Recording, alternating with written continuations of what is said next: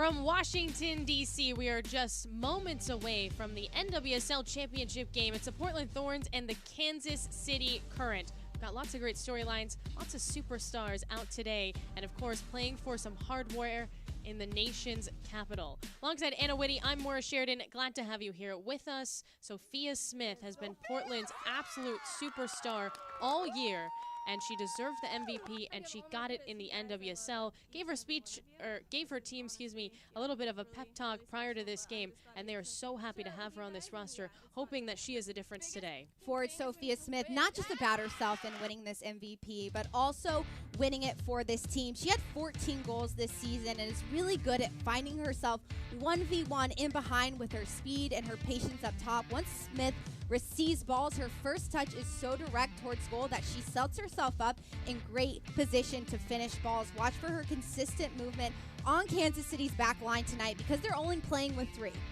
Well, Sophia Smith had 14 regular season goals this year, and she's got Sam Coffey to help her out at the 6. Midfielder Sam Coffey, a great leader in the 6 because she quarterbacks this team as just a rookie so well. The Portland Thorns have been so successful because she's great at reading the game, and her opponents watch for her switch of direction with long balls and how she will handle this high pressure of Kansas City. Speaking of Kansas City and their midfield, really good and great at covering ground. Lola Bonta gets stuck in, plays well with Kristen Hamilton and Cece Kaiser up top, but defensively, Scott sits in that 6th role to win the ball and leads this team going forward with Delfava and Mace on both flanks. They have endless energy and speed, and they put on a lot of pressure, so watch for them to be high on top of this Portland back line and be threatening in behind their 4-back. Well, Kansas City has a very talented rookie themselves, and that's Alex Loera. Midfielder Alex Loera is very versatile, has great vision on the field, and really good range to slot those balls in behind a back line and get it to Hamilton when she needs to. No matter where Loera is on the field, she finds ways to be creative, but also help in the attack. So watch for Loera to be a box-to-box midfielder today. She'll be all around the field, and she can get anywhere because she knows how to play in every position. Well, these two teams have obviously already played this season, and the most recent match was 1-1. It was a draw, and Portland should have won that game. They had 28 shots, but they couldn't finish it. The big thing for Kansas City when they played against Portland just 6 weeks ago was Edmonds was playing center back. There was no Elizabeth Ball. Loera was playing in the left back position. So players were out of spots, but Kansas City still as a collective found a way to at least get a point out of it. Well, part of the reason for that is because Adi French had 8 saves in that matchup, and Bella Bixby and her will go head-to-head. Of course, they were former teammates with Portland, and now they're battling out in the championship game. 9 clean sheets for Bella Bixby this season, 6 from Adi French, and 7 big saves for Adi French in the semifinal game against OL Reign. You could argue that the only reason Kansas City is here is they have the leader in net in French. Well, on the other side, we'll have lineups and first kick from Audi Field. It's the NWSL championship game between Kansas City and Portland.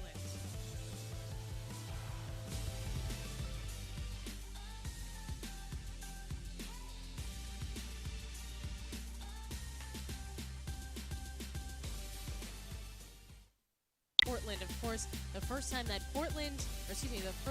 Kansas City has ever made the NWSL championship. For Portland, it's number 4. Let's take a look at the starting 11 for the Thorns. Portland Thorns only making one adjustment, putting Sinclair in the midfield. She's so good at connecting with the forward line and can get into the attack well. Keeping Sophia Smith in that 9 role with Weaver and Ryan, who's so explosive on both sides of the ball. And consistency has been the key for Portland this season, keeping with the same back 4 we've seen all season long. Yeah, some young players getting some shine. Morgan Weaver, Yasmin Ryan in the starting lineup for Portland. Let's take a look at the starting 11 for Kansas City. Again, a 5 seed going into the playoffs and working their way all the way to the championship game. Kansas City not making any adjustments after playing OL Reign, which is a really good decision. Labonta will be playing the 10 by herself. Loera, more of an 8. She'll be a box-to-box midfielder. And Desiree Scott holding down the 4 in the 6. I like Mace and Delfava both on the flanks because they're so athletic. They have the ability to get up and down the field to hang with Kuika and Klingenberg for Portland, who are really going to try and exploit that space in behind. And then the 3-back, Elizabeth Ball, again in that center back role, which is key for Kansas City. Well, it's good to see Cece Kaiser in the starting lineup as well for Kansas City. She was listed as questionable heading into this match because she was dealing with concussion symptoms, but she appears to be all right and in the starting lineup tonight. All right, again, just about ready to go. Audi Field in Washington, D.C. The referee today is Natalie Simon, and it's Kansas City and Portland. It certainly did not seem like Kansas City would get here at the beginning of the year. These two teams met in the first regular season game, and it was a 3-0 bludgeoning. Portland took down Kansas City with ease. Now, the truth of the matter is Kansas City had some COVID issues at the beginning of the season, but they also could not buy a win to save their lives. It took 5 games for Kansas City to finally get that win, and they got it on May 30th, and they haven't looked back since. And for Portland, they've been cruising all year, but they had a couple of missteps in kind of the middle of the season and ultimately figured it out after a 2-0 loss to San Diego. They got shut out against the Wave at Providence Park, and since that game, they have not lost. Portland has to start off on the front foot. The way they weren't able to do it in the semifinals, instead they have to be down Kansas City's throat, who is going to be down theirs as well. So they have to make sure if they want to win this game and get on the board early, they have to find Smith's feet. They have to allow Rodriguez, Sinclair to live on the ball a little bit longer than we saw them live on it in the first half of the semifinals. Portland in black. They have a nice contingent of fans making their way to Washington, D.C. It's not an easy place to get to from Portland, Oregon. But there's a faithful crowd here for both sides. Kansas City has done a great job as a club in year 2 that had 3 wins last year to get to the championship game. What a turnaround it has been. And again, no surprise that Portland making appearance number 4 in the NWSL championship game. Kansas City in red, and we are underway from Washington, D.C. Again, Anna Whitty and Morris Sheridan, so glad to have you along for the ride as we wrap up this NWSL season.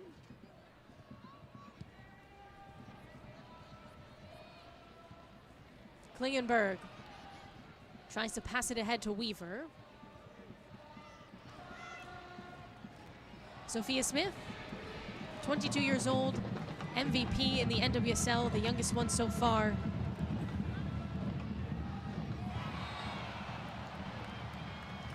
Well, Yasmin Ryan gets hit by Haley Mace, and right away we have a pretty nice spot for a free kick. Mace just stepping up on Ryan, trying to push her backwards. Instead, just steps on the back of heels of Ryan. Mace right there. Just slow your feet. A lot of excitement. Just less than a minute into this game. No reason to step on the back of the heels of a player moving towards their own goal. You see Adi Franch getting prepared in net. Franch, of course, was a part of the Portland Thorns roster from 2016 to 2021. She won an NWSL championship with the club in 2017. And now she's on the other side for Kansas City. And what a season it has been for Adi Franch. She is, I mean, she was right there with Kaylin Sheridan for goalkeeper of the year.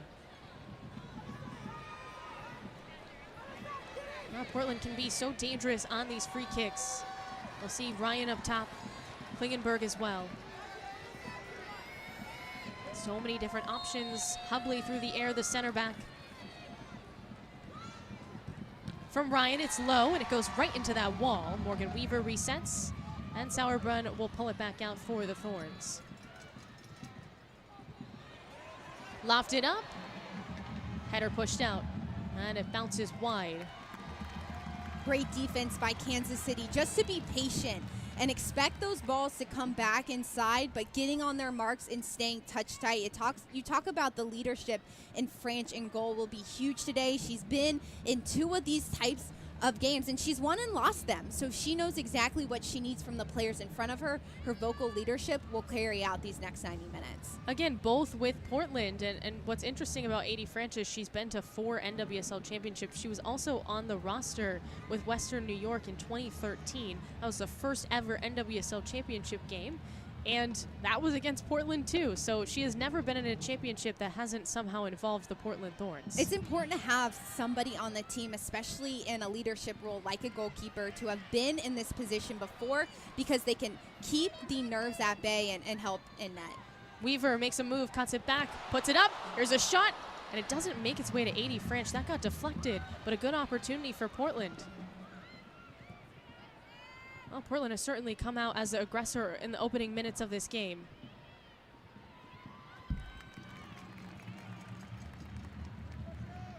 Again, September 18th, these two teams played to a 1-1 draw. But Portland dominated that game, 28 shots, and again, only scored the 1 goal. There wasn't any scoring until well after the 80th minute in that match. And it was Haley Mason's stoppage time to seal that draw for Kansas City. 9 shots on goal from Portland as well. They were there. They were able to get in front of net, be inside the box, and be a threat. But Kansas City held their own. And the biggest key takeaway for Kansas City is they're not going to sit back and allow Portland to keep coming at them and not do it themselves. They are very hungry to get to goal, and especially when Portland's back line has the ball. So Kansas City, not at any point in this game will they back down, no matter how much Portland's on the front foot. Looking for Smith, the MVP. Smith is all alone. Here's a chance. Swerve scores. A miscue for Kansas City. And Sophia Smith takes advantage.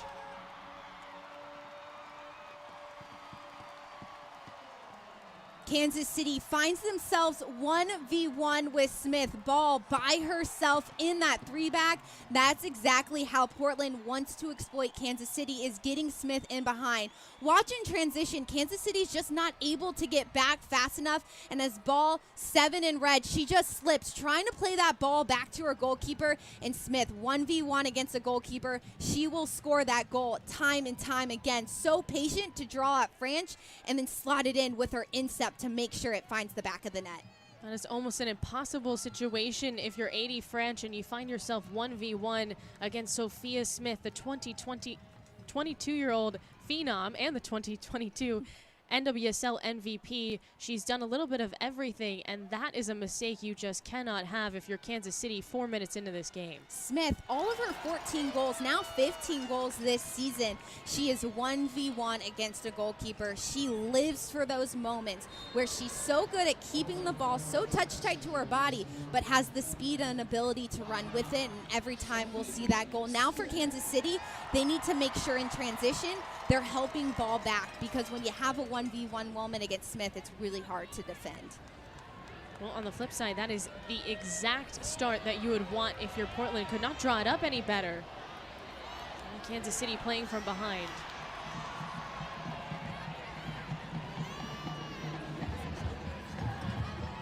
Again, the Thorns had a bye in the first round, so only competed in the semifinals in terms of playoffs this year.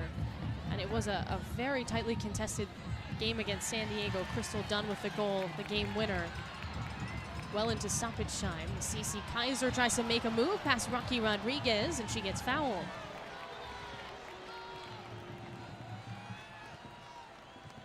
Well done by Kansas City, just to hold up play a little bit and allow their teammate to come with them, but also draw that foul. Watch as Rodriguez left hand pulls down Kaiser as they're both running for that ball. This is a great opportunity for Kansas City to get their head on the ball inside the 18. A player like Luera, who's good, really good aerial presence, try and redirect this past Bixby.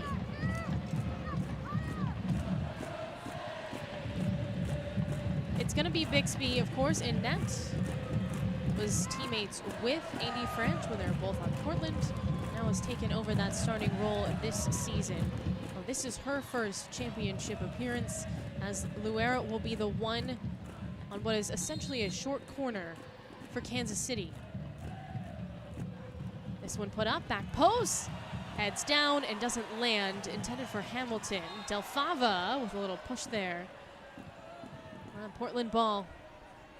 Del Fava just catching the back of Kuika's ankle as they're both chasing for that ball. Del Fava's trying to keep that ball inside the 18 again to give another opportunity for a team to score. Just watch Kuika's ankles clip each other because of Del Fava's left foot. Well, actually, the most competitive game that Kansas City had in the playoffs was against Houston in that quarterfinal game. And it came down to Del Fava, and her first NWSL goal was the game winner late in that match. It was an incredible pass from Luera. It really got all of the key parts involved. Labonta was involved to get that going. But it was picture perfect for Kansas City, and that's how they won the game. So what a moment for Kate Del Fava. She has been, a player that's been super involved for Kansas City, but she hadn't had that shining moment this year. Del Fava was huge in the semifinals game against Megan Rapinoe. Really kept Rapinoe in that flank area at bay. Rapinoe got some balls inside the box, but they weren't really threatening, and it's all credit to Del Fava how she got back defensively to stay with Rapinoe and keep her away from goal, where OL Reign has been really successful towards the latter half of the season. Well, that Sophia Smith goal was nearly the fastest goal in NWSL championship history. Debinha just a couple of seconds before her in the 4th minute, though, in 2019 for North Carolina. As you see Loera take one right to the hand, pretty obviously.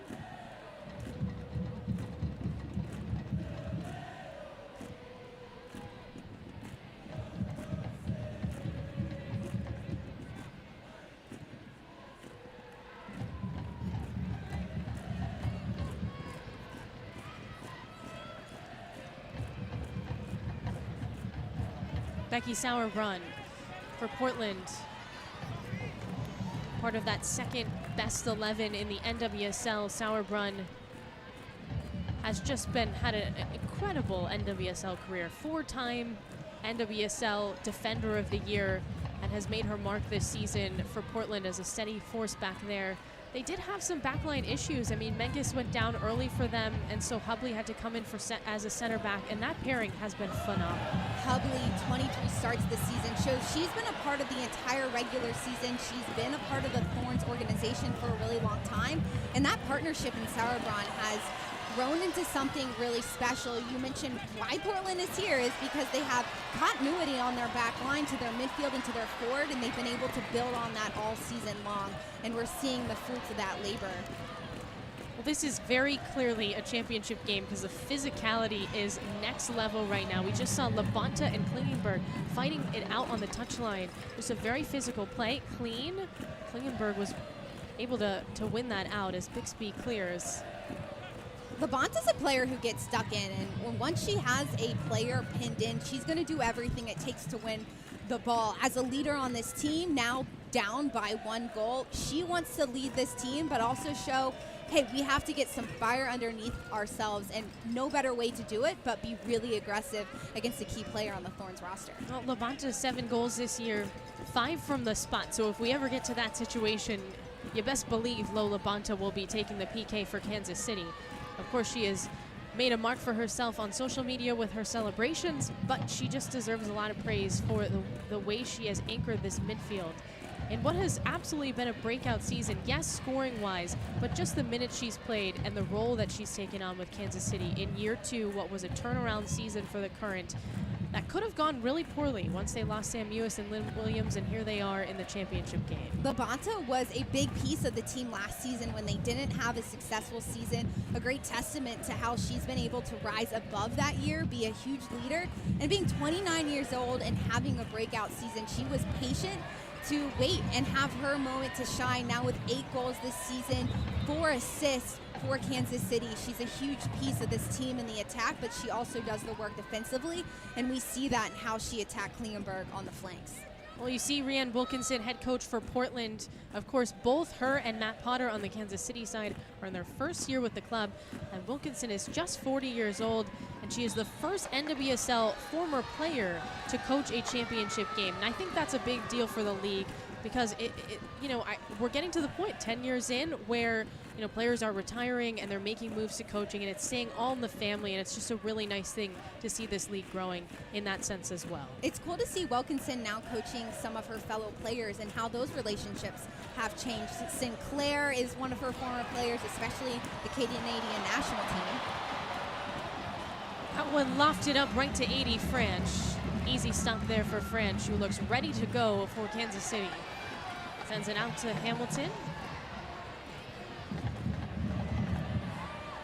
Sam Coffey back to play some defense and swipes. That is what the freshman does so well. Coffey's so patient on the ball, too. When she wins the ball, she doesn't allow the emotions of the game to control. So that's why she's so confident on the ball, and she's so good at defensively winning the ball back, but also getting it to the next right player. And that's what you need from your 6 is someone who does the dirty work and steps everyone else up. Yeah, and here Cece Kaiser was traded pretty much mid-season from Racing Louisville. Has been a welcome addition to this roster. 7 goals this year, but couldn't make anything happen that time around. Kaiser in June was traded to this team, and a huge piece up top playing with Hamilton. But you just talk about how this league has changed and adding GMs, Cammie Levin being a part of that for Kansas City, and their evolution as a club just shows that they're pinning in on players who work well with the talent they have right now, but are also building and looking to seasons ahead, and that's a huge testament too to why they are in this championship game. Kansas City was absolutely the most active team in the NWSL as that one soars over for Smith. Whether it was in the offseason, actually began last year because they went out and got players like Hamilton, like A.D. French, and brought them in about last August, and then started to move more pieces to get Mewis. They hired Matt Potter, and they brought in Lynn Williams. Those players got hurt, and they made trades for Cece Kaiser and Addison Merrick. It has been nonstop for Kansas City, and because of Matt Potter, I think, and the system he's put in place, and just the culture that they're building, whether it's, you know, building new facilities or a new park coming soon, everyone's buying in, and Kansas City has seen a ton of success, again, in just year 2 as a club. No Lynn Williams, no Sam Mewis, 2 U.S. women's national team players who haven't played a single minute this season, and it's a huge question mark centrally. Sam Mewis, a box-to-backs midfielder, she'll be competing for minutes against Alex Luera. How is Potter going to handle those 2 phenomenal additions? Sinclair bounces that one off Elizabeth Ball. Desiree Scott runs into Rocky Rodriguez, and it's Kansas City ball. Portland getting a little frustrated just outside the 18 against Kansas City, who's learned from their mistakes. They're dropping back defensively when Portland has the ball, putting as many numbers backwards to try and win it forward because they don't want Ball and Edmonds and Merrick by themselves on the back line against players like Rodriguez and Sinclair. Well, Christine Sinclair did not start the semifinal game for Portland against San Diego, and that just speaks to the depth that this Portland team has. Rian Wilkinson said, look, sometimes it's just about matchups and where we think we can expose space, and Sagita's obviously an option, and Sinclair as well, as Hamilton can't get a shot off in the box, cleared by Kelly Hubley. Sinclair is a player for Portland who she connects passes really well. She can break lines, and against Kansas City, who midfield, they have a ton of numbers. They need a passer to break through those lines to get to the forward. But you also have a player like keeping Ryan on the field, who's so athletic in the attacking third, just provides that type of play who can be really dynamic on Kansas City's back line. Now the point is there's a slew of options for Portland waiting in the wings if necessary as Del Fava tries to cut it back to Cece Kaiser. Booted out, now to Morgan Weaver. Weaver had 7 goals this year for Portland, and she moves towards the middle, does not have numbers as Addison Merrick gets back, passes that one in behind Ryan. Edmonds.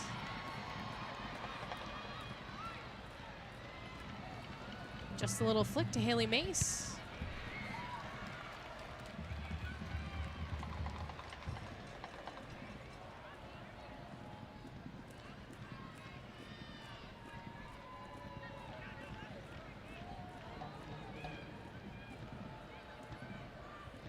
Toss to Hamilton.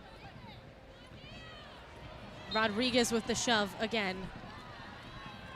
Oh, Rocky Rodriguez a little bit frustrated here, but did have a goal against San Diego. Taylor Korniak scored right away for the Wave. Rocky Rodriguez then followed up to tie it in the 20th minute, and it sat that way until Crystal Dunn in stoppage time. Of course, Portland's always going to battle it out against OL Reign. That is a set-in-stone rivalry, but I do think the San Diego-Portland rivalry is blossoming. I love the San Diego-Portland rivalry because San Diego in their expansion season, being able to reach the semifinals just shows that the ceiling from them hasn't been touched at all. They have the Rookie of the Year for NWSL in Naomi Germa. And you mentioned Rocky Rodriguez, and now only 2 goals this season, but she's really been electric in the latter half of this season. Coach Wilkinson spoke about how we see those types of shots from Rodriguez in training all the time.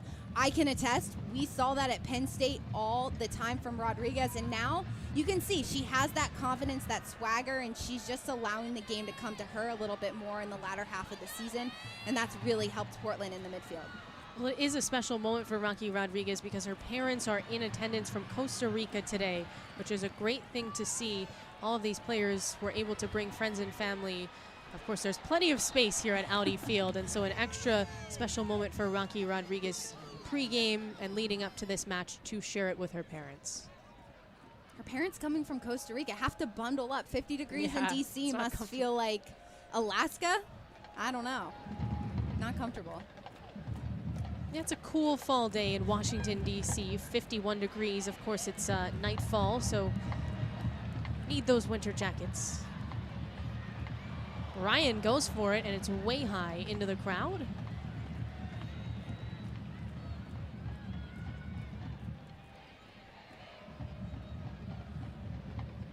Ryan getting this opportunity right outside the 18. Oh, rather, this is the goal from Smith, just taking the opportunity to push it past Franch. Ball just slipped there, trying to pass it back to the goalkeeper. And this really started Portland off strong on the front foot, something that they had to do after in the semifinals weren't able to get it done right away. Now you can see the bench and the reaction there.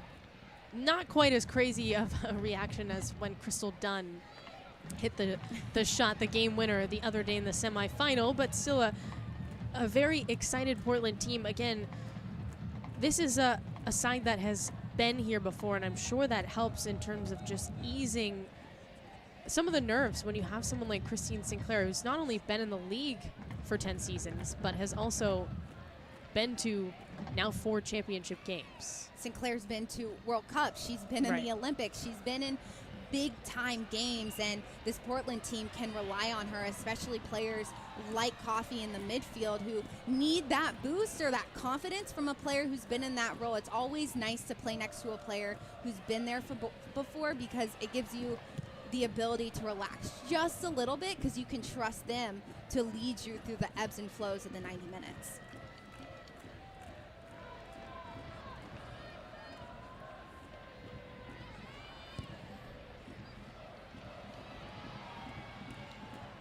Sauerbrunn.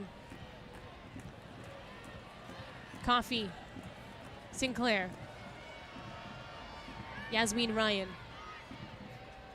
Desiree Scott.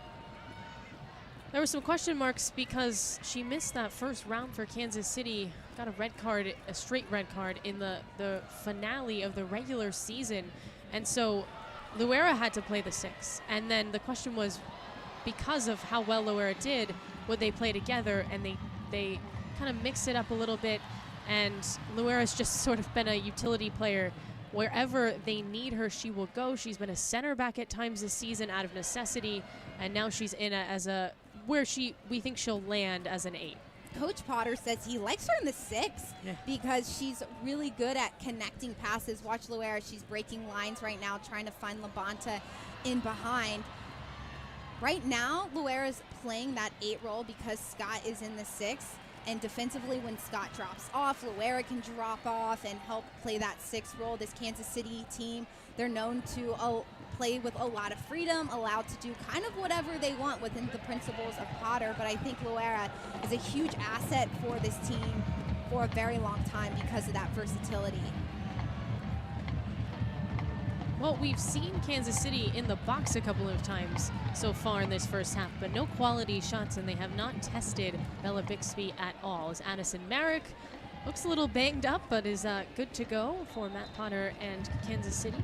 A big thing from Kansas City this season is their high pressure. Whenever a back line has the ball, they have the athletes to pin teams in. We haven't seen Kansas City try to pin Portland in. Instead, we're seeing a little bit more of a drop-off from CeCe Kaiser and Hamilton. I'd like to see Kansas City step just a little bit more, follow their leaders, and trust one another to win those balls higher up the field to get them in the box. Rocky Rodriguez has some space. Uses it off to Cuica, outside back here for Portland. Yasmin Ryan turns, squares, dumps it off. Here's Sophia Smith. Ball disrupts. Smith has it again. This is danger. Sends it back to Yasmin Ryan. Cuica, wide. Rocky Rodriguez.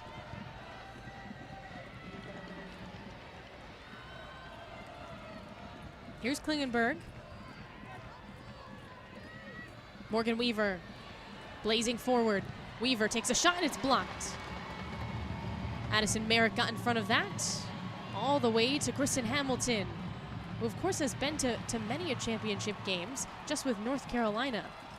Hamilton, part of that dynasty in North Carolina, 2018, 2019, and that's where she learned a lot. She played with Crystal Dunn up top. She played with Lynn Williams, was able to play with some of these national team players and learn from them and get this opportunity to come to Kansas City, have an off year, a down year last season, but has really stepped into this leadership role and embraced the changes that Kansas City has made from the top down, to coaches, to trading, to new facilities, groundbreaking in this new stadium. Hamilton's really taken ownership and has been a leader and positive over the last 2 years, and that's what you need in a forward, is somebody who's trusting everyone and buying into what this club has.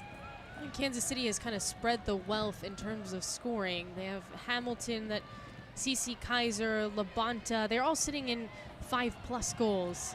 No one's dominating in that sense, which makes them hard to defend because you can't key in on just one person. When Kaiser came to Kansas City, she was the facilitator in some ways, could find Hamilton in behind, who really likes to run at teams. Kaiser's a little bit better, more technical on the ball, but we've seen Kaiser been able to get it done, and the partnership with Hamilton has been nice because we've been able to see Hamilton feed Kaiser. Labonta will get in behind. Just different things, and again, the freedom that Potter gives this team allows for these players to be really creative in the final third. Del Fava. Luera. Kaiser back to Luera. Takes a shot from outside the box. Hubley breaks it down. And now Sinclair for Portland. Ricochets off of Scott. And rolls back to Edmonds. Great step by Scott, just to slow down the attack from Ryan, who was going to try and find Smith in behind 1v1. Desiree Scott providing that shield in front of the Kansas City back line. Yeah, Scott's a fantastic player, not just for Kansas City, but internationally, of course, a big part of Team Canada. Addison Merrick was a part of that CC Kaiser trade from Racing Louisville. Luera, Bixby cuts it off.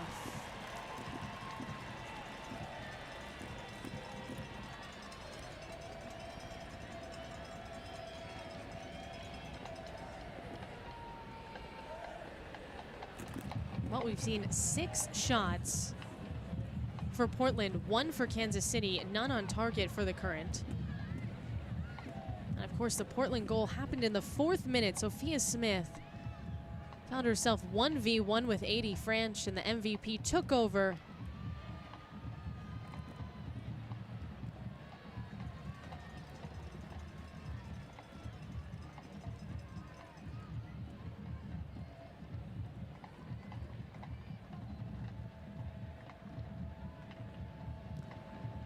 From Bixby up to midfield, Haley Mace, Rodriguez, and now Labonta.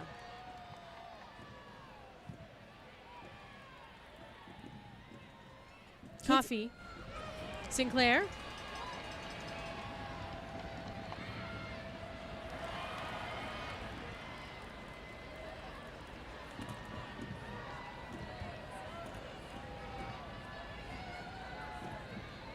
Portland being patient once they win the ball, because they can tell they're disrupting Kansas City. Whenever Kansas City wins the ball back, they fluff it away, and that's not typical from this Current team. Smith takes a shot, and it's just wide. Boy, she had 2 defenders on her, still got an inch of space, and got a pretty good look off for Portland. Smith doing what she's best at, keeping that ball really close to her body, which allows her to beat 3 different defenders inside the box. Watches that touch from Smith, kind of separates herself, but yet she keeps that ball so close to her, keeps it on the ground, gives her a better angle to take that shot, just a little too far wide of far post.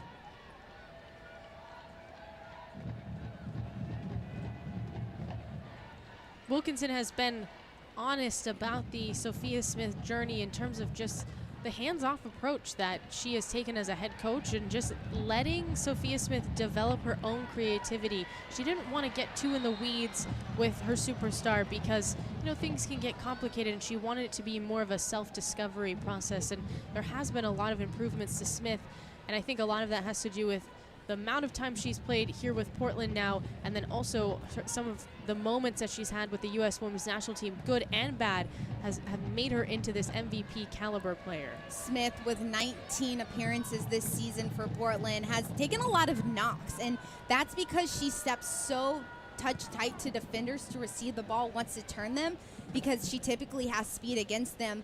But Portland wants to see Smith separating herself a little bit more so she doesn't take those knocks, and finding the space is exactly what Wilkinson wants Smith to be able to do on her own. Weaver lays it out, but it goes to A.D. French.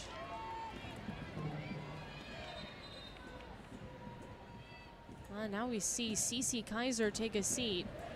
Now remember, she was listed as questionable heading into this game.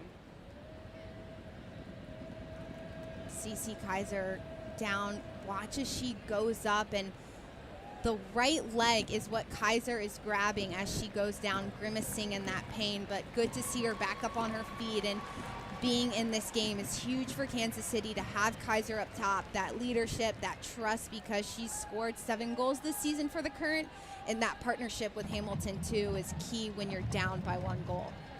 A little banged up. It will be a chance for both sides to get some water.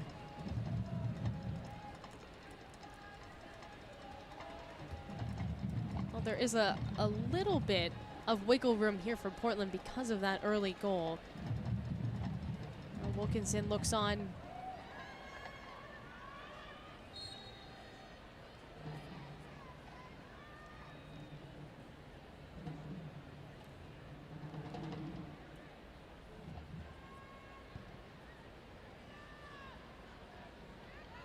Edmonds.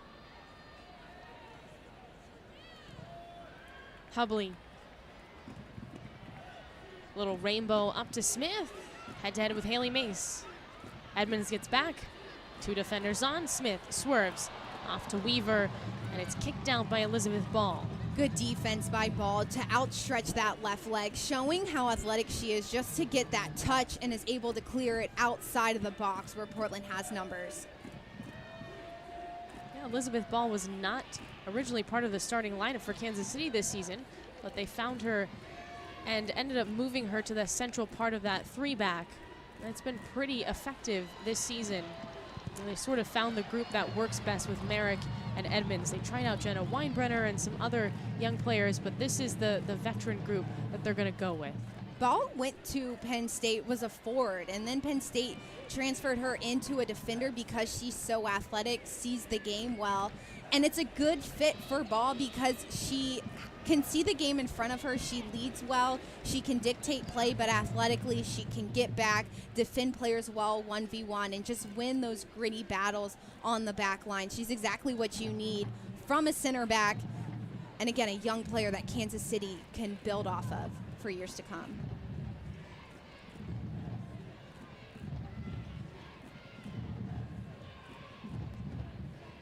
Bixby shuffles. Puts it up for Scott. One thing to note is that Kansas City has just 1 comeback victory this year. It was against North Carolina in what was a staggering game. I remember it very clearly in August. 4-3 the final score. Kansas City was able to win. They probably don't want to find themselves in a shootout with Sophia Smith in Portland.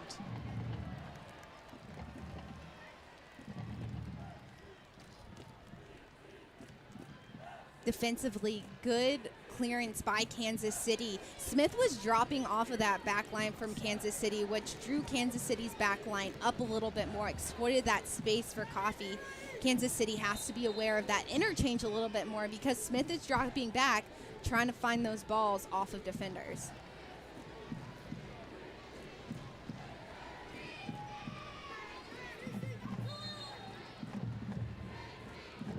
Corner on the way for Klingenberg.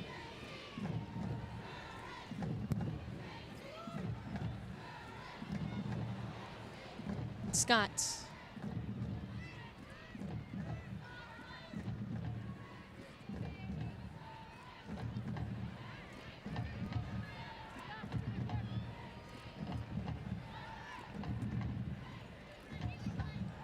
Kuika puts it up for Yasmin Ryan. Stuck in the corner. Edmonds boots it out of trouble.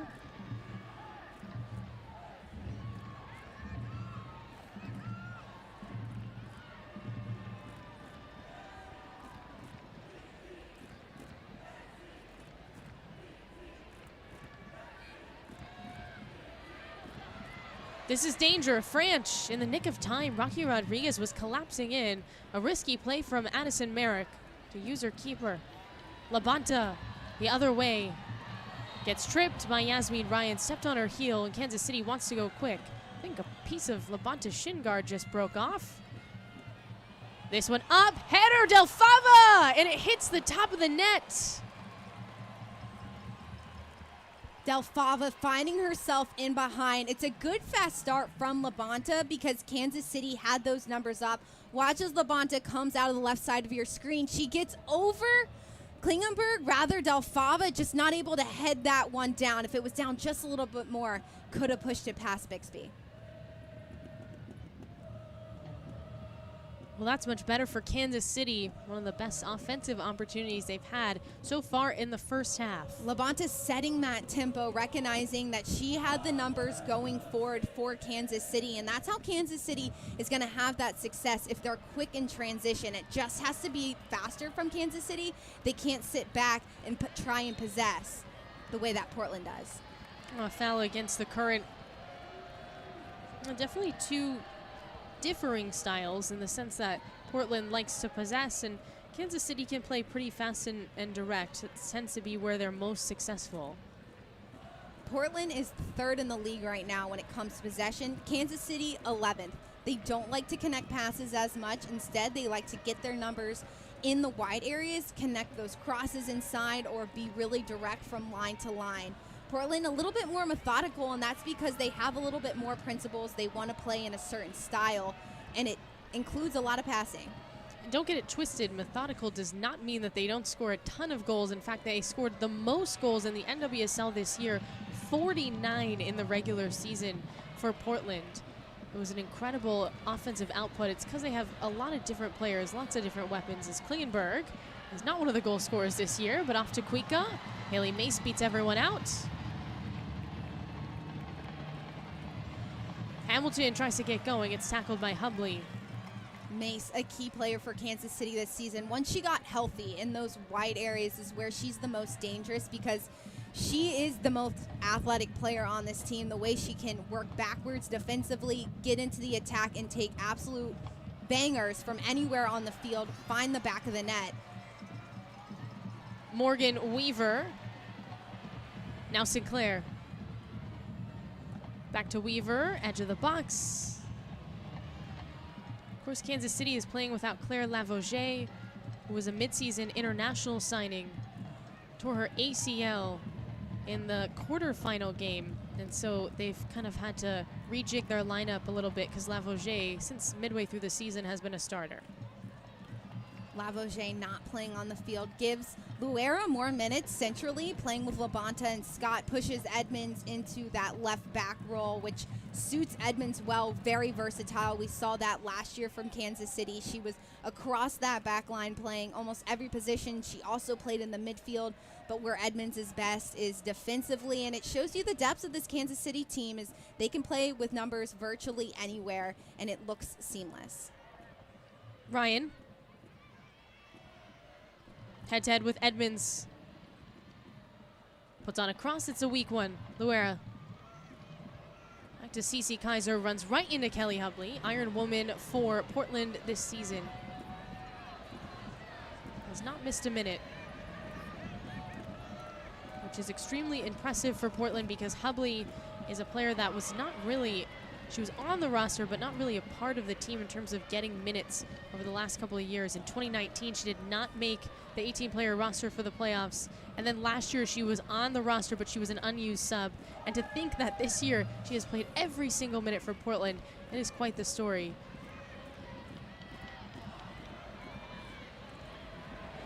Kuika from Weaver. Smith is cutting in, slips past her, and cleared. Del Fava gets it out, but it's right back in the box. Here's Smith again. Weaver sets up, bounces around, and goes wide to 80 French. Portland has a ton of depth on this team, and the fact that Hubley's been able to step in this lineup, be consistent. She's been a part of this league for a long time, 28 years old, 23 games for Hubley. She just knows the principles of this team, and even though Wilkinson, a new coach for Portland this season, there have been a lot of changes. She understands exactly what the club wants to get done, and she does her job well as a center back, and that's all you can ask for. And this is Portland just finding the space where Kansas City isn't, and that's what Kansas City hasn't been able to do in this game is when they're clearing those balls forward in transition, there's always numbers on Kaiser and Hamilton. Kansas City has to find a way to get Kaiser and Hamilton by themselves in empty pockets. Sinclair.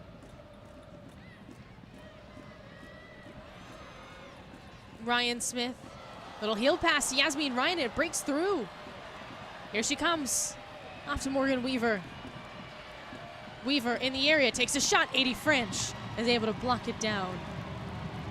Good defense from Kansas City to push Weaver into the wide areas, not allow Weaver to be 1v1 and get a good shot on French. Labonta.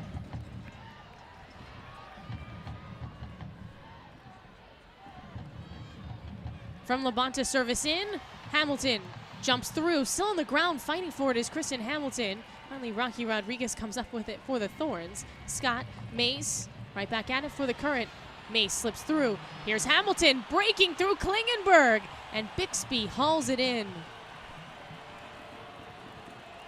Hamilton had that space on her right. Instead, Hamilton dribbled into the pressure exactly where Klingenberg was pushing Hamilton. Watch as Hamilton receives this ball inside the box. Klingenberg is coming on her right. Instead of Hamilton turning inside, there's more opportunity on the outside because that is not where Portland has the help, and that's where Hamilton could have had a better opportunity on frame.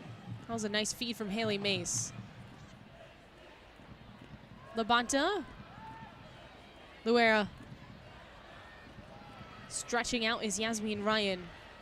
Push to Kuika.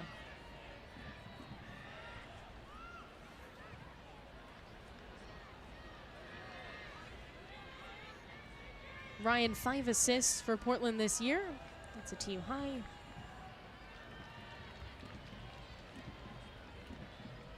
Klingenberg. Weaver.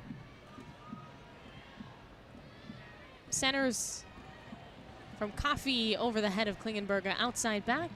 And a goal kick for 80 French. Just a couple of minutes left in this first half. And again, it's Sophia Smith, the difference right now. She scored in the 4th minute.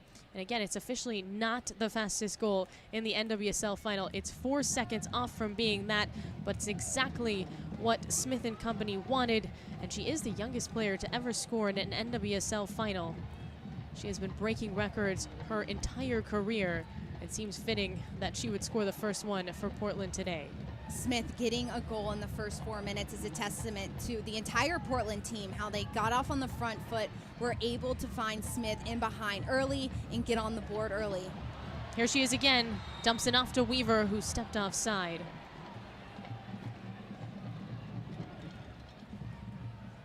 Portland noticing that the wide areas are where they're going to be able to exploit this Kansas City team because they don't have fullbacks who are there to help out defensively if it's transition moment. So watch for Weaver. Just drag that play out a little bit more, wait for that ball to come in, and then release your run instead of making a really direct run towards goal.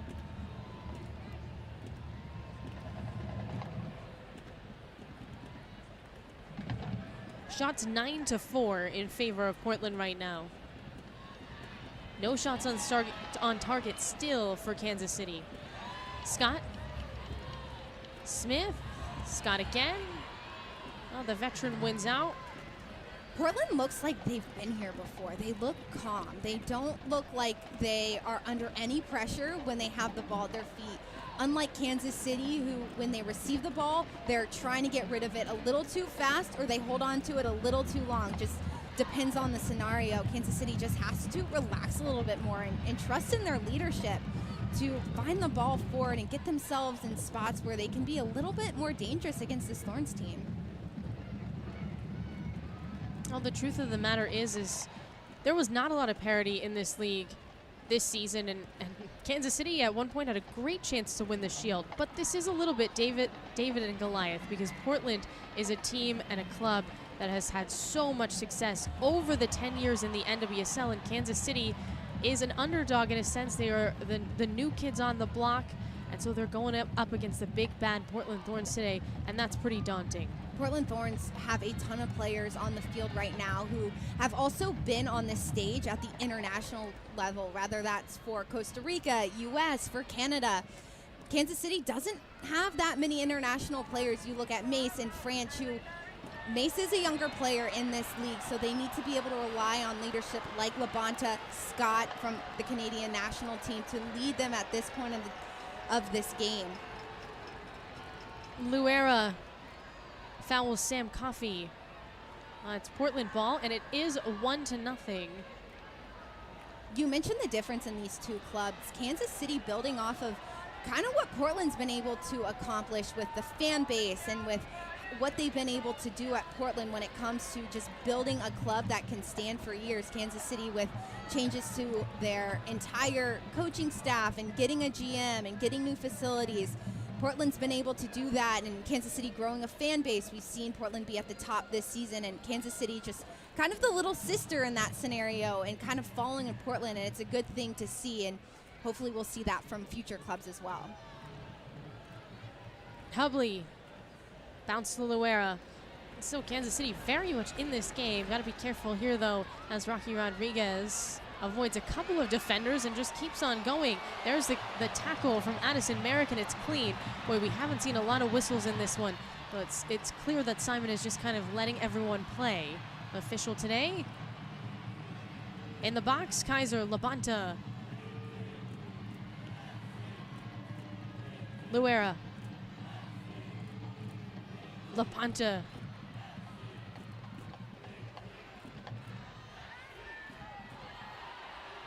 No call again. Labonta goes down. Smith slows for Portland.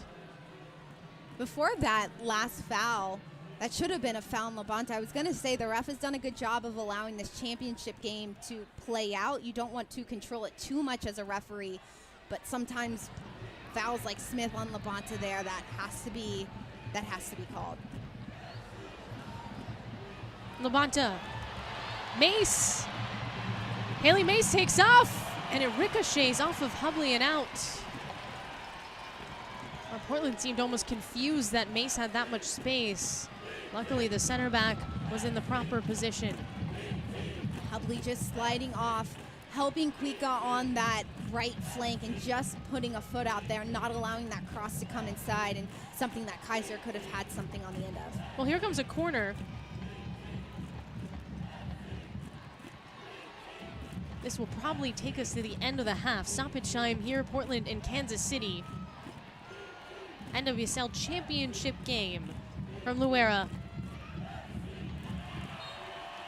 Headed out, and there's the whistle. After 45 minutes, Portland is up 1-0 on Kansas City, again in the NWSL championship game. It's Sophia Smith who scored in the 4th minute. That has a difference so far. Portland has been on the front foot. They're setting the tempo, they're completing passes. However, Kansas City's not out of this game. They just have to settle down a little bit, not allow this moment to be too big for them, play their style of really good transition soccer, and find Hamilton and Kaiser's feet up top to work off of.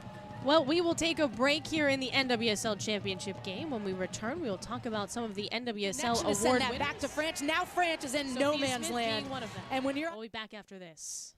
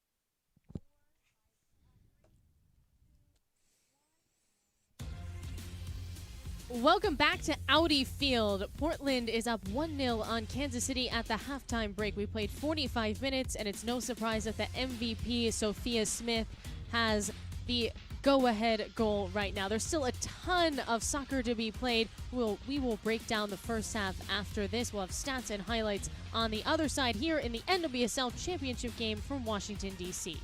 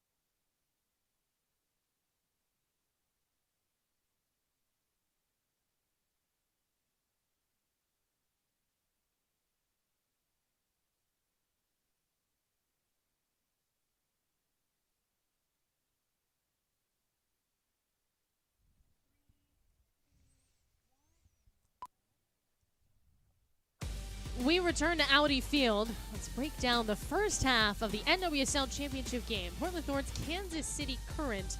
And it's the big bad Portland Thorns up on the newbies in Kansas City so far. Let's take a look at the highlights. Alongside Anna Whitty, I'm Maura Sheridan. And Portland came out extremely strong, and they benefited from having Sophia Smith, in which they have benefited from having Sophia Smith all year long. Portland Thorns set the tempo early in this game, connected passes, and did exactly what they've done all season long, which is finding Smith in behind 1v1 against the goalkeeper. She's so confident and so patient to put that one away. For Portland, they had to continue to do what they've been doing, building up from their back line, getting it to Coffey in the midfield, who's done a good job of helping in the attack as well. Kansas City isn't playing their style of soccer. They're dropping back a lot defensively, and in transition, when they try and find Kaiser and Hamilton up top, they just haven't been able to support them underneath. Moving forward, Kansas City has to be able to work defensively, but in transition, get forward to support this team. Smith has had a lot of chances, the most chances for Portland in this game. 9 shots from the Thorns just inside the 18. Smith just can't be left alone to take those shots on for the Thorns. Yeah, this is an absolute nightmare situation for Kansas City, and it's happened now twice. That one she was unable to bury, but, you know, Smith will make Kansas City pay again if they keep allowing it. Branch has done really well in goal when she's had the ability to make some of these saves. Kansas City hasn't tested Bixby much. This is a good opportunity from Del Fava to be 1v1 against Klingenberg in the air. Just has to be able to redirect that one down as well. Portland's two center backs in Hubley and Sauerbrunn have really kept Kaiser and Hamilton at bay. Kansas City has to find a way to either find them in behind or in pockets, or even Lola Bonta underneath to get those shots that she's so good at taking from just outside the 18. You see those two shots on goal from Portland, none from Kansas City, 9 total shots from Portland. They're dominating possession, which is typically normal from Kansas City. They don't want to dominate the possession. Both teams have had a corner kick, set piece opportunities. Kansas City certainly isn't out of this game, but they can't allow Portland to dictate the next 45. We will take a break. On the other side, second half action and the finale of the NWSL season. We got the championship second half between Kansas City and Portland after this. Stick with us. Sorry, I just could not keep talking there.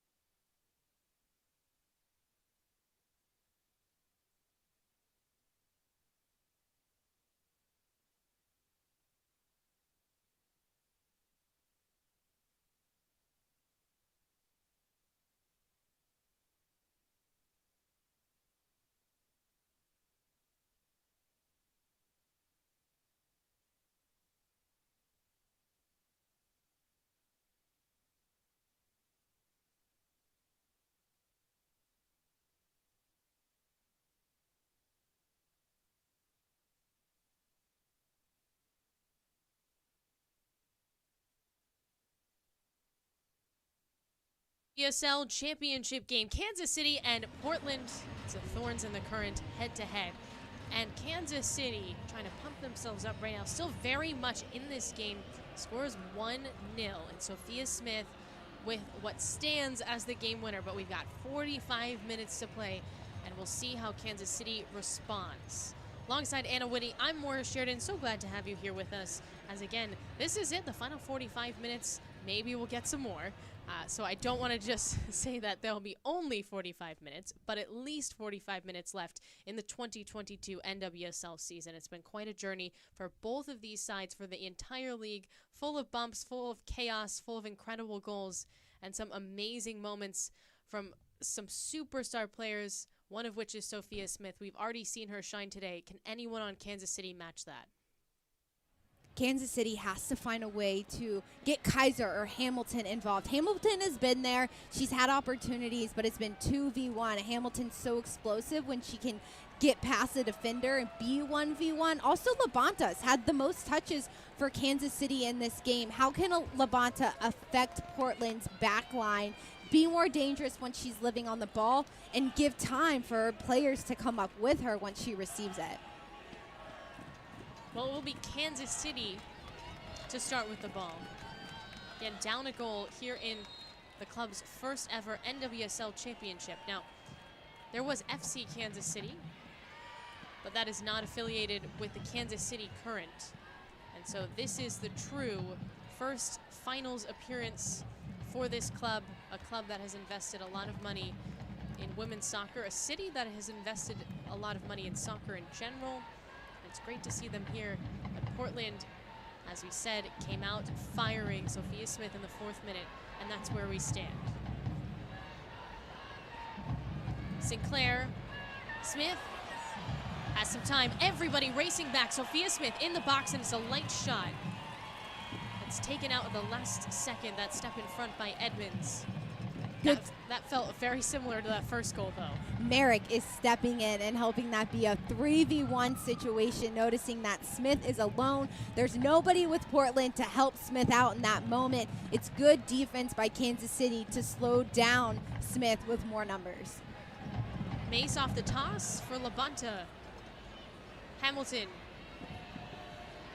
taken by Rocky Rodriguez. You get the feeling that if Kansas City scores, it's going to come from Labanta or Mace in terms of getting things started. Those are the two players that distribute very well for Kansas City.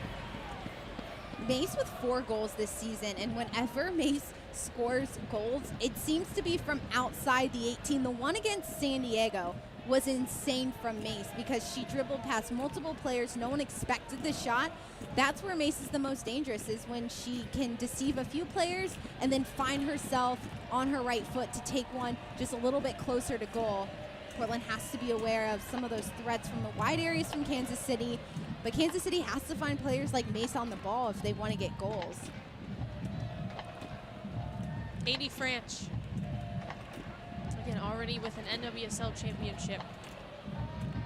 Would like to add another for her hometown team. Of course, she's from Salina, Kansas, so not too far away from Kansas City. And that was part of the appeal of joining this club. As a little stiff arm from Addison Merrick, maybe more than a little, as Weaver goes down. Merrick letting her presence be known. Watch Weaver as she steps up. She gives that clap like, okay, this is how it's going to be. Weaver likes to get stuck in. We've seen that all season long, the young player. But we've seen that in the first half. It's referees allowing this game to play in a championship game, and it's been a little bit rough, nothing too crazy, but I like the step by Merrick to win that ball. Hamilton. Luera, no changes at halftime. Rodriguez, Ryan. Morgan Weaver.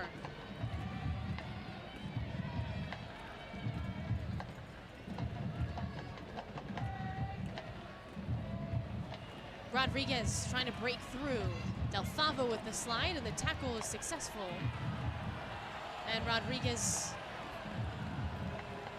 goes soaring out of bounds. Let's see. Delfava's staying with Rodriguez. Delfava doesn't get a touch on that ball. Rather, at the very end, touches that ball. Rodriguez wanting the corner kick out of that last play. So it will be a goal kick. Like I said, just very lightly touch off of Rocky Rodriguez at the end. Portland's shape looks so good right now. Their spacing is in the right spots. You see Coffee, she's popping up in areas in between Labonta and Kaiser. Kansas City is being a little bit clumped together defensively. How can Kansas City just find themselves a little bit wider in different pockets, and when they're defending, step and be together, but not find themselves so clustered on one spot on the field? Remember, Portland has been playing really, really great soccer. Since the 27th of August, they lost to San Diego 2-0. They felt like they got embarrassed at Providence Park. And it was a game that was super hyped up by the league, and it did not live up to the hype at all. Portland did not play well. And they have not lost since. As Weaver tries to find Yasmin Ryan, pushes that too far in front. But yeah, Wilkinson has said multiple times that San Diego loss was the turning point on the year for Portland. And the only stumble that they have had since then was a 3-3 draw at the end of the regular season to Gotham of all teams, who finished last in the league. And that ultimately kept Portland from winning the Shield. But I think it was another kind of kick that they needed in the right direction to sort of focus up before the playoffs. Wilkinson, before the Gotham game, said she doesn't feel like her team played a complete 90 minutes yet. But the game where she saw really good brilliance was against Kansas City in that 1-1 tie back on September 18th. So Wilkinson's happy with her team and how they've been able to build. Yes, that Gotham game was a little weird at the end of the season, not one that we would have expected. Shows the parity in this league, though, and Gotham really wanted to make a statement. The players individually wanted to make a statement before their season ended. But Portland, they never lose trust in one another. You can see that. They trust one another in 1v1 moments. They find themselves in behind. They know each other's tendencies, and that's why Portland's so good, because they have principles, but they also understand each other really well.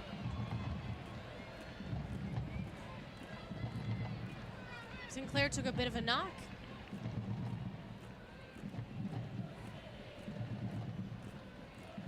Kansas City can't really get much momentum going in the opening minutes of this second half.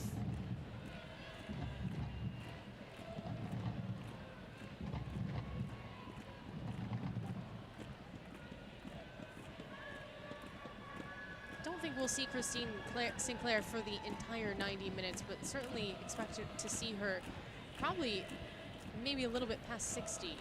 Got some options on the bench, as we've outlined before. But if you're Portland, why mess with a good thing right now? Rodriguez, Klingenberg, 80 French, keeper for Kansas City.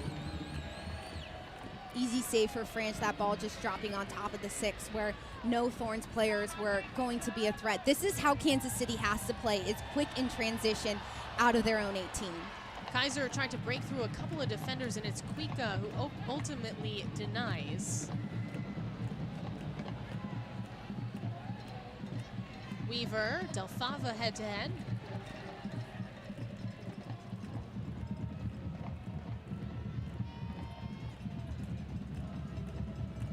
Rodriguez.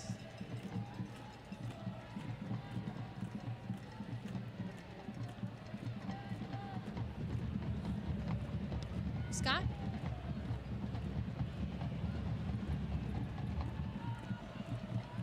Rodriguez so strong on the ball. Watch as she dribbled away from Scott and then passed it backwards.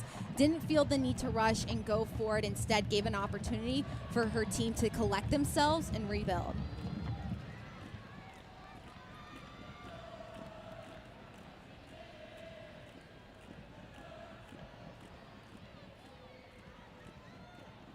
Smith, Sinclair. Edmonds. Off the body of Christine Sinclair. Now ball turns and pushes it towards the midfield. Labonta. Luera. There's just not been a lot of space to operate for Kansas City. Kansas City winning the ball, going backwards. The ball is popping up.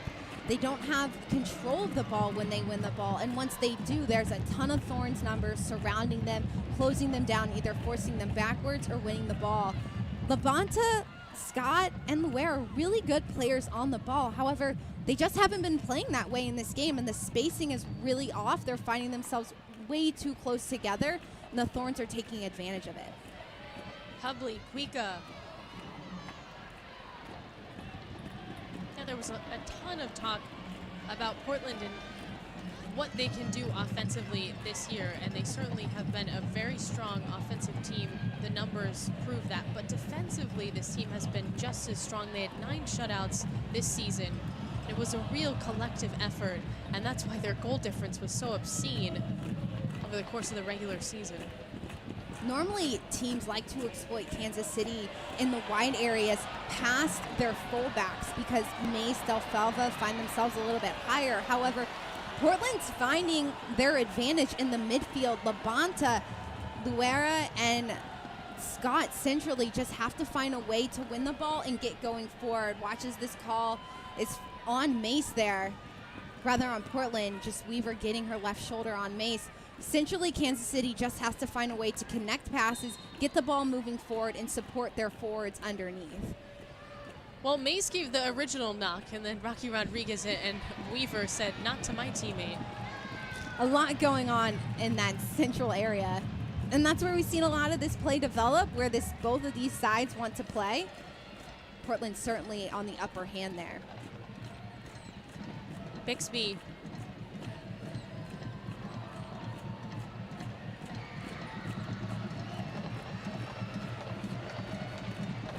Has not been asked to do very much for Portland today.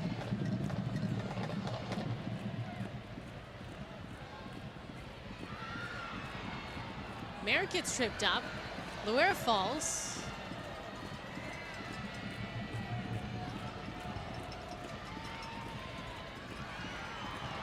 Sauerbrunn.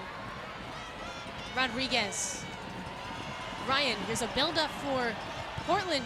Ryan takes a shot, Smith, and it bounces in off of 80. Franch, it rolls, and Portland extends the lead to 2.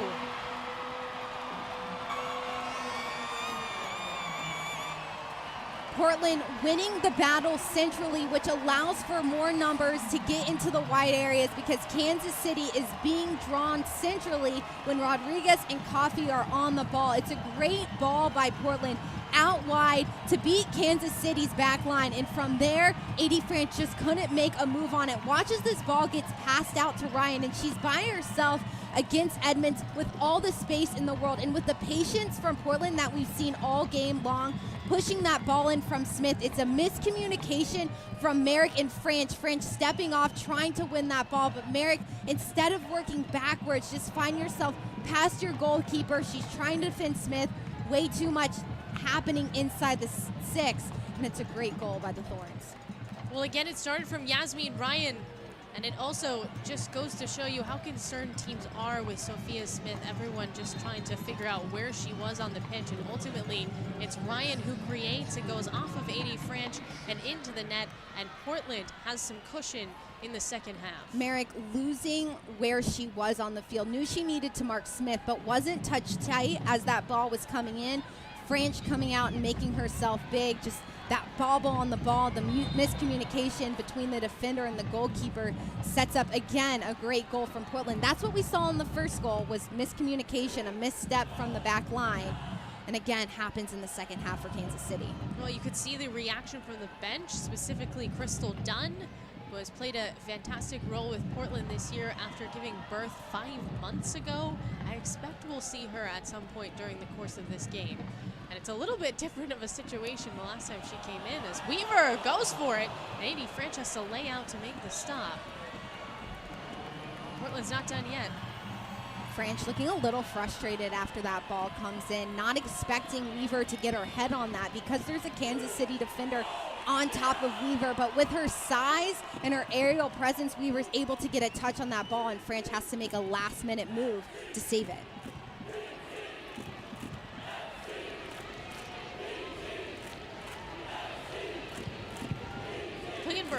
corner kick for Portland. Sauerbrunn, Smith in the box. Off to Hubley. Full tumble down for Elizabeth Ball. Still trying to get up. Weaver rips a shot! 80 French gets a hand on it and it goes over the crossbar. As Weaver is, I feel like Portland's just having fun at this point.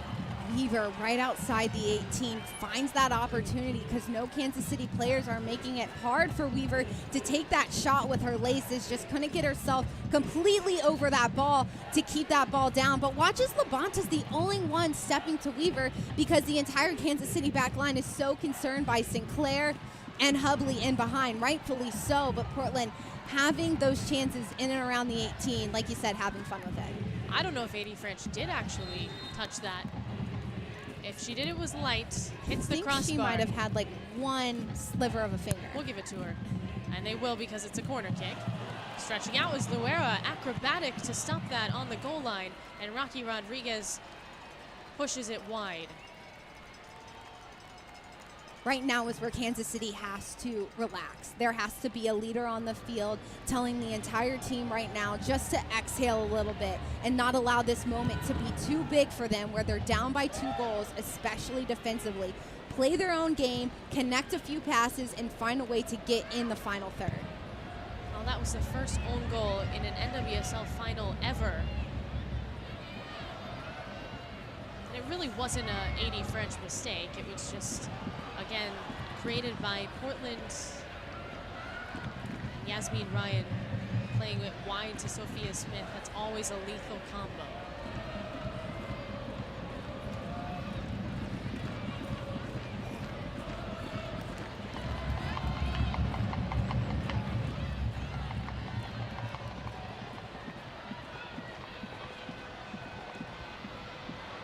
Hamilton in the box. Blocked by Rocky Rodriguez. Hamilton, past Kuika. Goal kick. And Hamilton's furious. I understand Hamilton's frustration. That was very clearly a corner kick, and that's what Kansas City needs right now, is a set piece from the corner flag to get their numbers inside the box and get one of the best chances they can have in this game. Completely understandable by Hamilton. Watch as Hamilton keeps it in, but Kuika's the last one to get a touch on that ball as it goes past the end line. 100%. You could see that's why she kind of held back on that final stride there, Hamilton.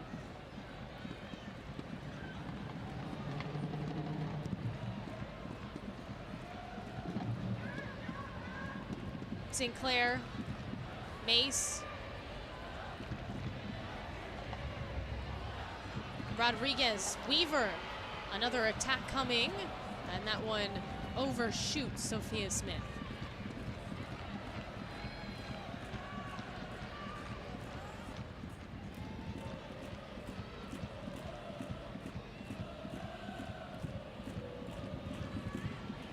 Edmonds.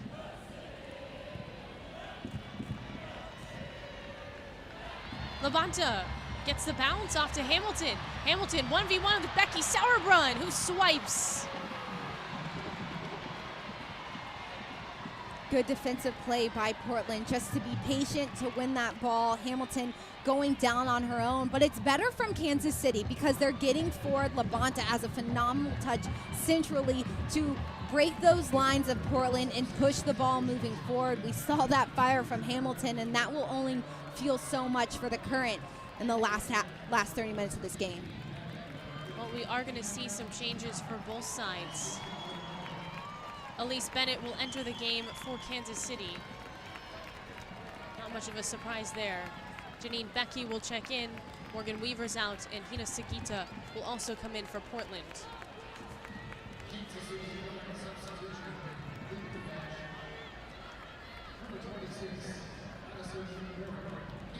Looks like Bennett will take out Addison Merrick, which means there will be some changes to that back line for Kansas City.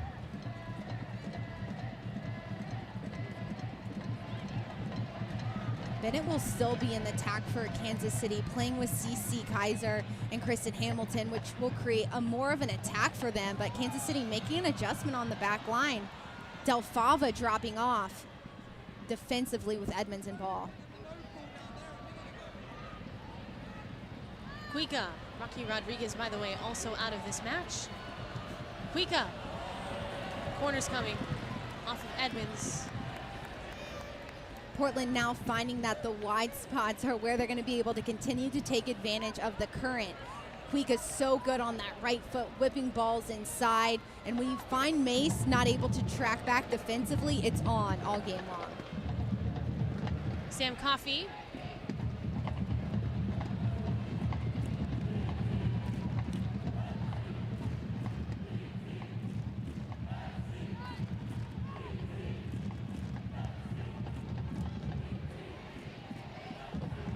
Laughed it up. Hubley misses. Becky doesn't keep it in. She stepped out, and a goal kick for Adi French. Brian, so dangerous with those services inside. 5 assists this season from Portland. She is so lethal at setting other players up. And this Portland Thorns team is so dynamic, so deep. Players coming off the bench like Janine Becky, who can provide those services too. Just showing as this game goes on, they have so many threats. Not only can score like Smith, but can set up other players like Ryan. Again, Kansas City just can't get anything going here. Ryan, Sauerbrunn.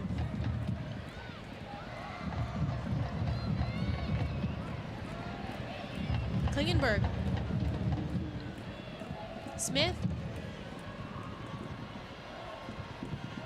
Here she is. Ryan, Edmonds.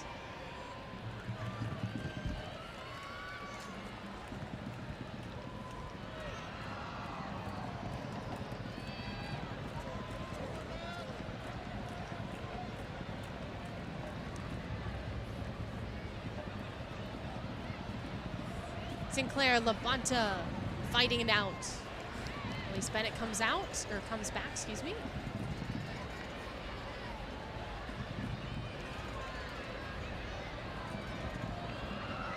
Becky, Sagita, Cuica, stopped by ball. Cuica to Sagita now off her left foot. Smith is open, stays on side. Smith takes a shot, and it goes right into Yasmin Ryan, her own teammate. Again, the second goal, an own goal for Portland. The only one in an NWSL final, and it bounced off of Addison Merrick and then Adi French. It will be ruled as an own goal for Addison Merrick, but either way, it was just a heartbreaking moment for Kansas City defensively. Labonta, service in, and it's behind Hamilton. Scott, back and forth. Hamilton again. Moves wide, Klingenberg. Every step she's with Hamilton. They have just been an absolute menace against Kristen Hamilton today. The entire defense for Portland. CC Kaiser tries to get a toe on it, and it goes wide.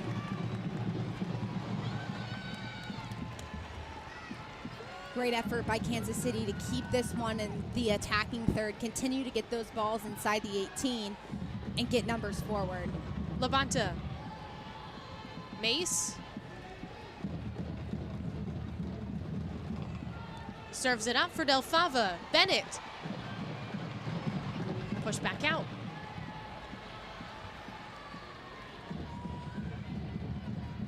Mace has Becky behind her. And then passes it right to Yasmin Ryan. Edmonds is able to help her midfielder out. Gets it back for Kansas City. Not without taking a knock. And Sophia Smith is down right now in the middle of the pitch. Well, this is a cause for concern. I'm surprised we haven't seen a whistle. It's very dangerous.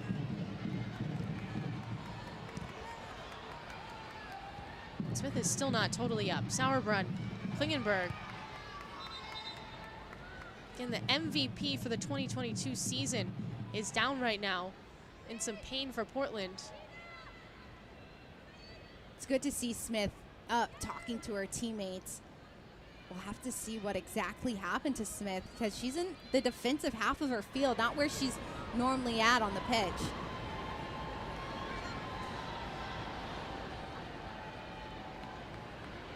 Again, had the first goal in the 4th minute of this game. A lot of momentum from Kansas City in those last few minutes.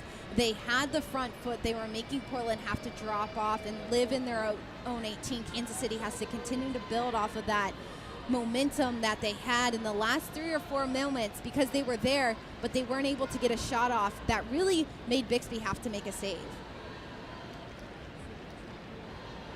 Well, now Portland will meet and draw up these last minutes of the NWSL season.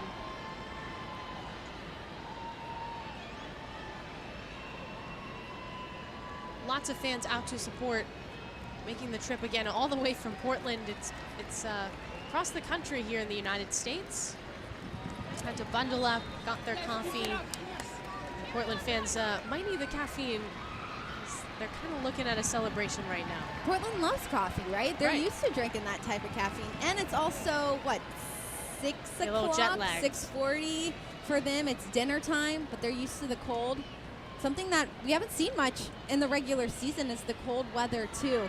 Sometimes affects play. 50 degrees isn't too chilly, but it definitely is a different temperature than those hot summer days that we saw all season long.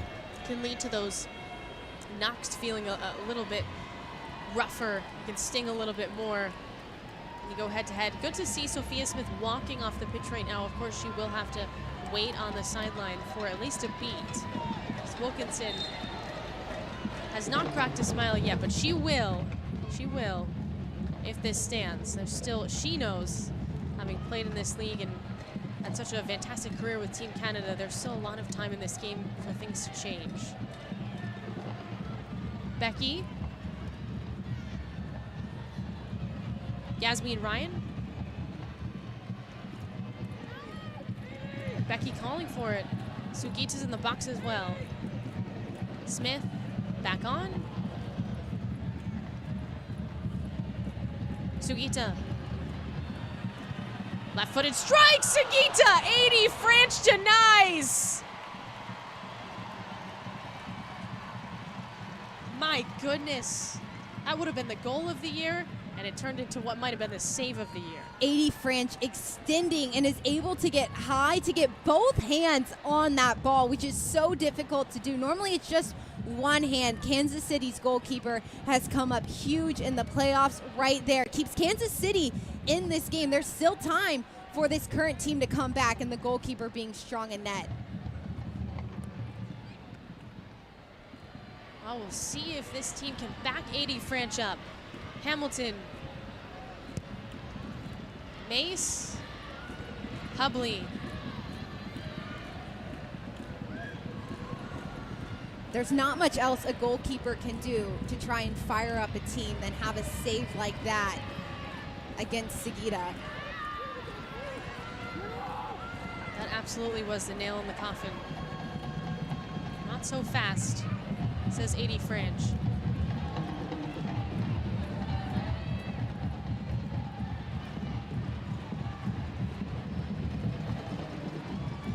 Bennett trips up Becky Sauerbrunn.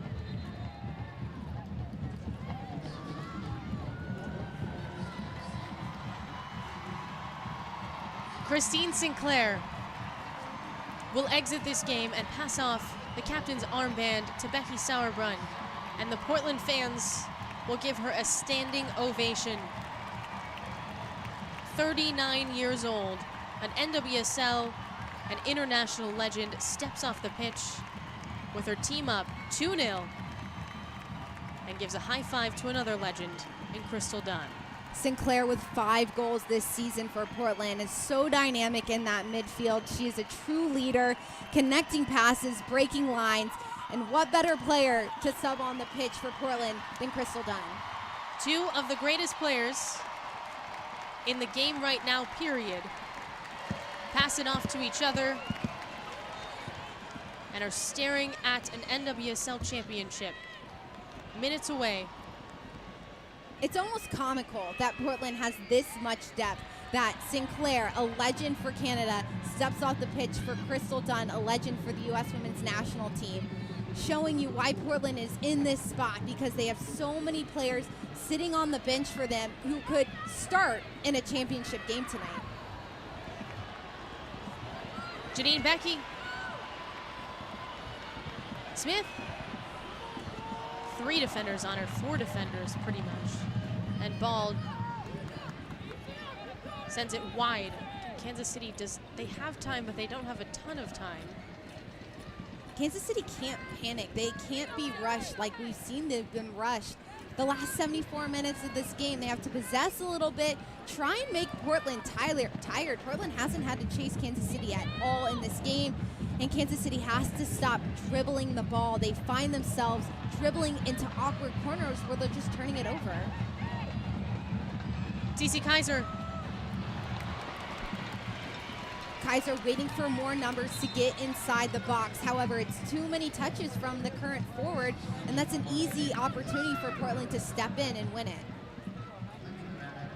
Again, Crystal Dunn, game winner in the semifinal to push this team past San Diego and into the championship game. It was her first goal all season. She joined the team in September. I should say she joined the team on the pitch in September. She's been a part of this team from the jump, but of course she gave birth to her son Marcel 5 months ago. So she was working her way back, and honestly when people were telling me Crystal Dunn might come back this year, I don't think many people believed them. And she came back, and she's come in as a sub and embraced that role that she has with the team, leading some of these younger players, and then she has that magical moment in the semifinals, and here she is looking to finish out a championship game. An incredible story, Crystal Dunn.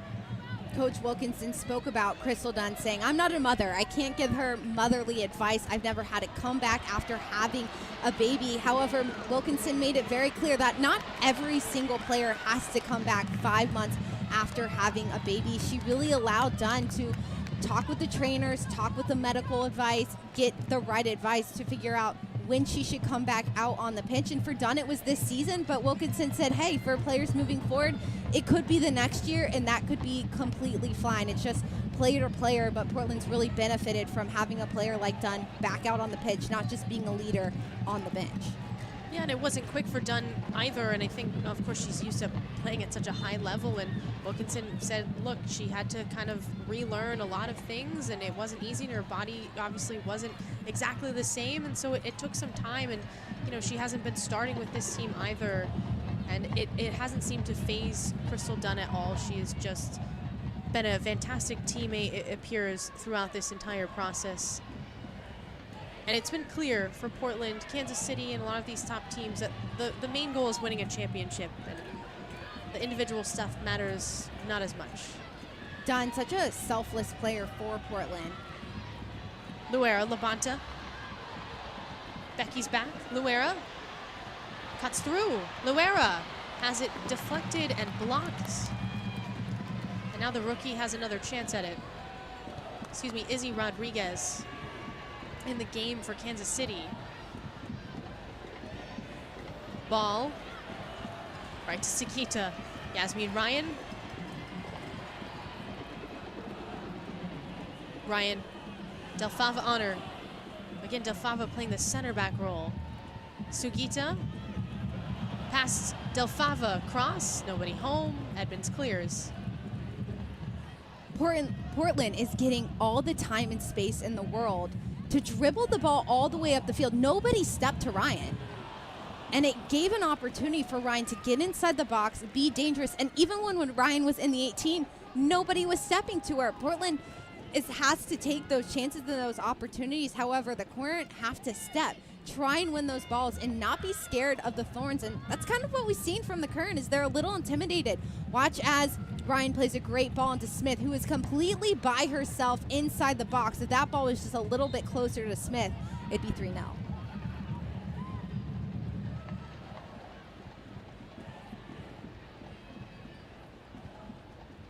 Edmonds sending everybody forward pretty much for Kansas City. 80 French looking on. This is a tough position for Kansas City. Get a goal in each half for Portland. Izzy Rodriguez, again, just came in as a sub. One of those rookies. Tough ball to get.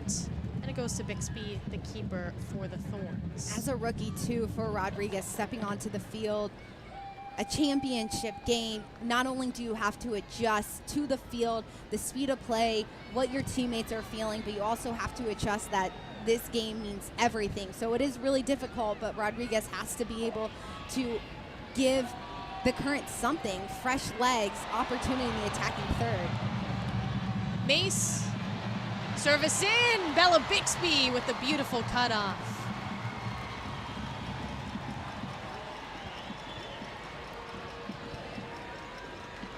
Bixby stepping off of her line. This is Kansas City doing a good job of getting across inside the box and beating multiple defenders. There has to be more numbers for Kansas City inside the box except for just 2 because they're down by 2. They got to get their midfield to be threatening against Bixby.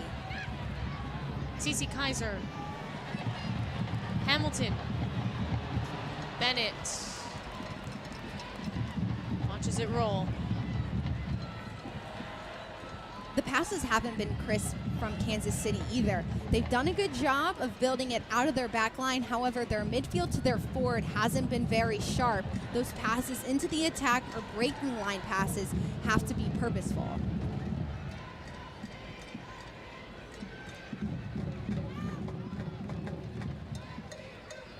Bixby.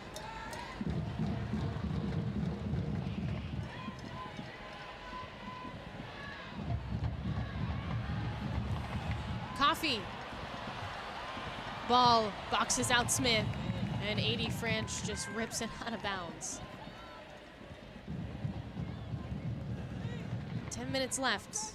NWSL Championship game. Portland up 2-0 on Kansas City. They're at Audi Field in Washington, D.C.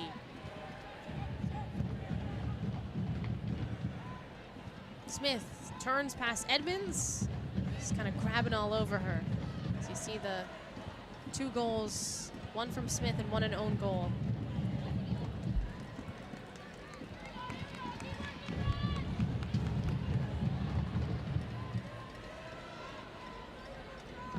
People have talked all week about Portland playing with more purpose. They don't have as much freedom within the Wilkinson system. They want to get wide, they want to get forward, and they want to use their midfield to get there. Coach Potter gives this team and the Current a lot of freedom to play their own style of soccer and their own brand. Right now it's hurting Kansas City because they've not been able to establish much tempo or really an idea of how to get to goal. Sometimes this much freedom isn't helpful in a game that matters.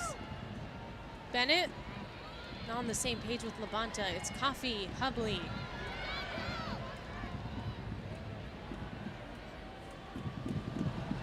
Crystal Dunn.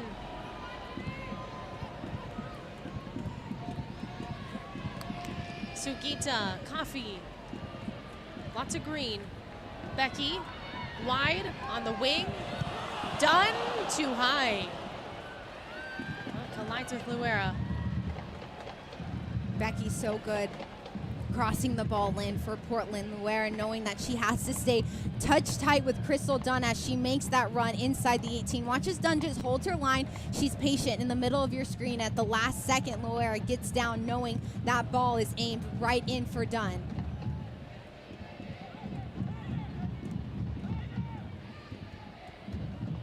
Hubley.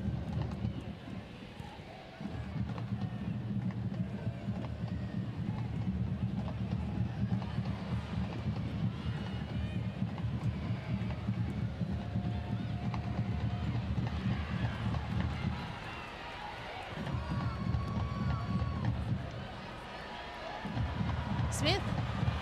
Crystal Dunn. Here's an opportunity for the nail in the coffin, and it curls out.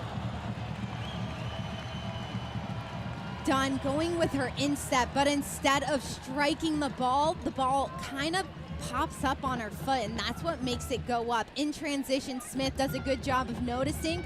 Dunn is all by herself against this Kansas City back line. Dunn just not able to get the right balance to get a shot off on her right foot. Hamilton, Bennett, Kansas City. Time is a-ticking for the Current.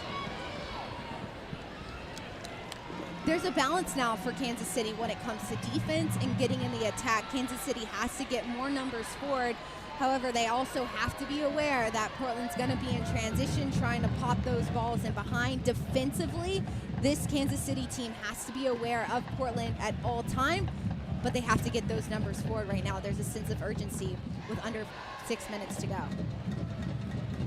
Luera.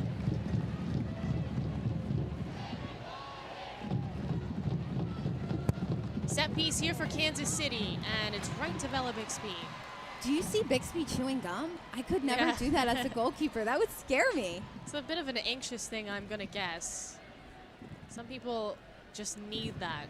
Need to be doing something at all times.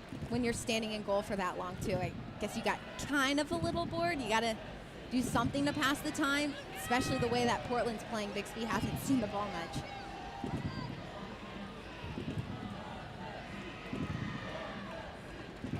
Portland has won 2 NWSL championships already. If they're able to hang on, it would be number 3. That would be the most in NWSL history for any club. Kuika. Dunn. Becky. Crystal Dunn racing forward. Ball beats her to it. Dunn tries to run right through ball.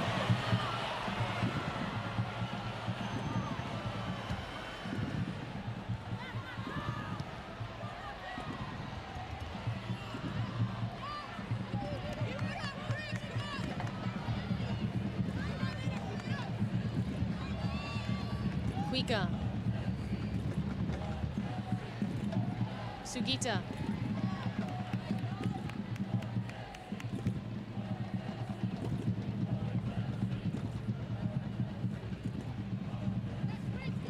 Portland now slowing down the game. No reason to rush it right now.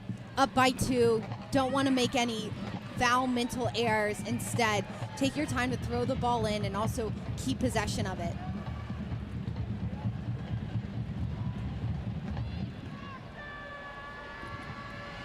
Edmonds. Well, we've seen some chaotic finishes in the NWSL this year, but Portland has not been a team that has had any collapses at all in the second half. In fact, any game where they were leading at halftime, they have not lost this season. The only time Kansas City won a game after conceding the first goal was back in August with a win against North Carolina. So right now Kansas City has to dig deep, figure out what they can do differently. We've seen Kansas City be able to pull things off at the last minute when it comes to scoring goals, but right now Portland is definitely setting the tempo and not giving Kansas City any time to breathe. Sauerbrunn, Bixby has to run a little bit wide. Klingenberg. Coffee. Dunn.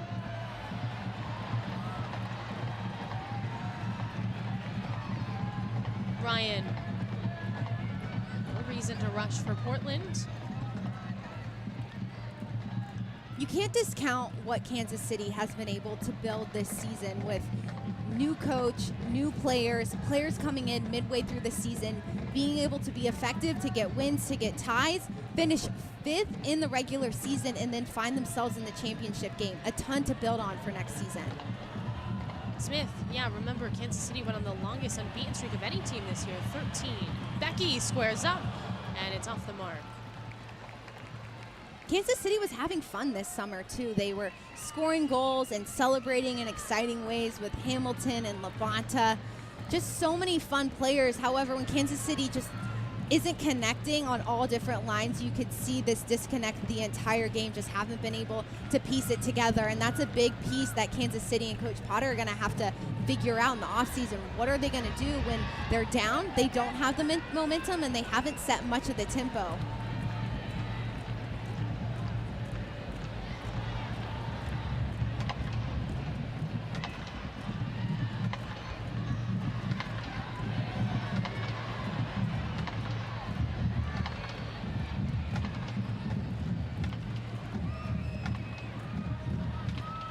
Portland fans can feel it. Coaches can feel it. The players can feel it. 2 minutes away. Have some stoppage time as well. Edmonds' desperation is starting to seep in for Kansas City. Kaiser, Labonta.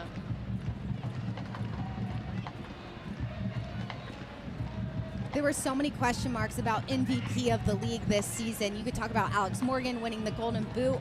I think it was a good decision to give it to Sophia Smith because Portland is in this championship game. She led the team in goals with 14 this season. She's been dominant up front, a young player growing in this league, and now she's leading the Thorns to a championship. The most deserving player, I think, this season has been Sophia Smith, how she's been able to get games taken care of. And remember, they give out an MVP award for the championship game as well, so there's a chance that Sophia Smith could have both. Who's your MVP in this game? I think it's Smith, yes. Good answer. I completely agree. Dunn.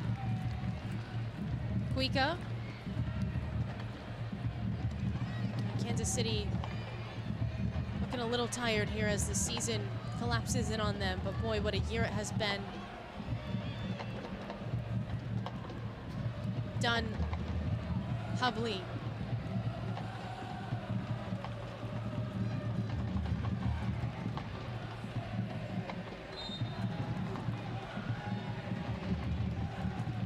Rodriguez, Hamilton.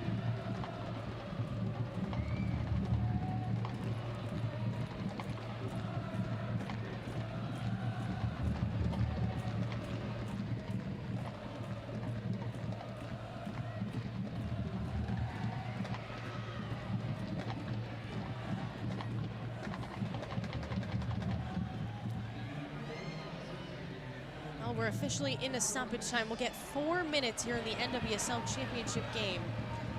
And the score is 2-0. Portland putting together a very dominant performance from top to bottom. And you know what's funny, Anna, is Wilkinson said to us a couple of games ago, we haven't seen a full 90 minutes. We haven't played our best 90 minutes. Well, potentially they saved it for the most important game of the year. Wilkinson and this Thorns team have been dominant the entire 90 minutes from the start, getting the goal early and not dropping off. The leadership for this Thorns team has been what's really carried them through, being settled, playing possession, being selfless on the pitch, and not being super aggressive once they got into the final third, but taking their chances in their moments and really smothering this Kansas City team all 90 minutes. Coach Wilkinson had huge shoes to fill this season too, stepping into a club that's been dominant, 2 titles already in a 10-year league, really dominant players, big personalities that she had to gain trust from. Wilkinson's done an excellent job and has been really humble. All season has talked about how she's taken direction and leadership from her players, and you can tell that this is a team that's come together over the last 26 games now for this Thorns team. Have done a really good job putting together a final product. Dunn up to Smith. Elizabeth Ball edges out Sophia Smith.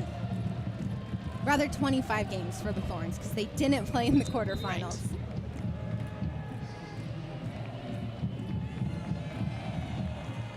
It's been an impressive run regardless for Portland. And just like any team, they took their lumps. As looks like we're going to see the youngest player ever in an NWSL final come in. It's Olivia Moultrie, 17 years old.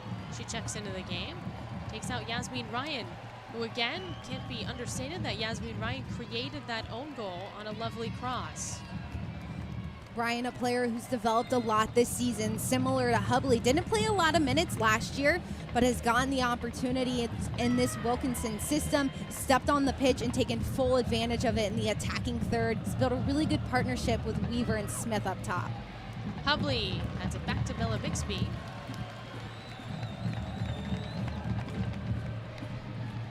That's the fun of a team like the Thorns, or just getting a new coach, is you see different players in different spots that the coach before maybe didn't see their potential in, and we've seen that in different players across the league. But I like what we've been able to see from Hubley and Ryan, and I'll be excited to see what they do next season and their growth. And Portland's in a great spot because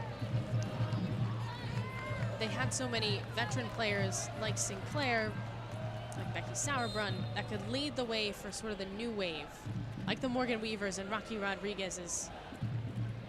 And so the future is bright. Certainly helps when you have the MVP who's 22 years old.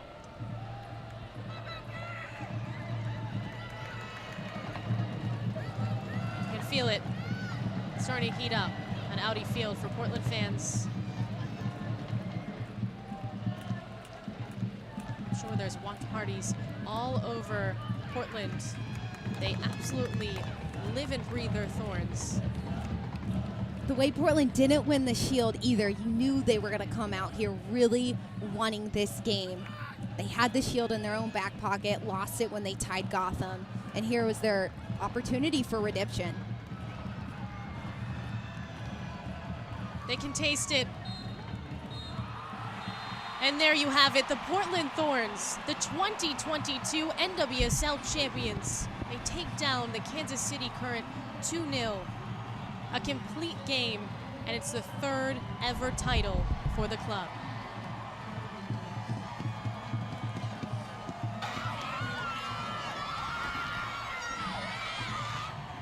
You can hear the excitement from the Portland Thorns. Just a really dominant entire regular season. Capped it off with a dominant performance over the Current.